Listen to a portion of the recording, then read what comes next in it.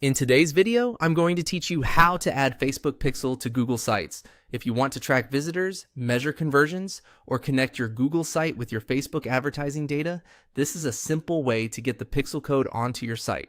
I'll walk you through the process clearly so you can follow along without confusion. First, open your Google site and go to the site you want to edit.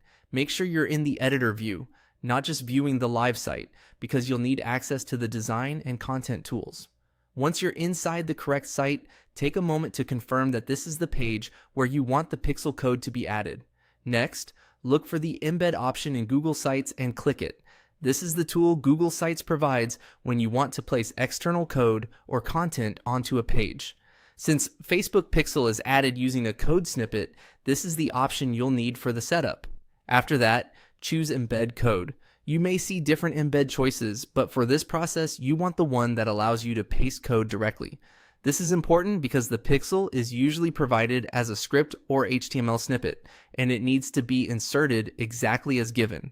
Now, paste your Facebook pixel code into the box.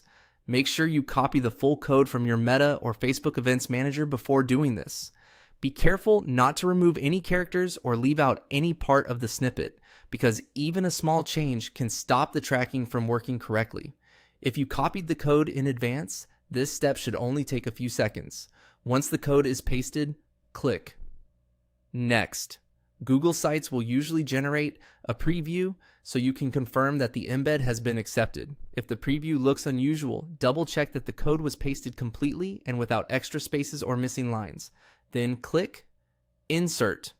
This adds the embedded code block onto your page inside the site editor. At this stage, the pixel code has been placed into the page, and you can move or position the embed block if needed, depending on your layout.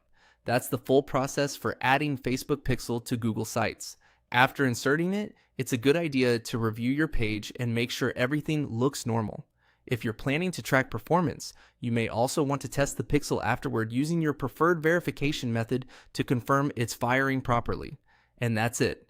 You've now added Facebook Pixel to your Google site.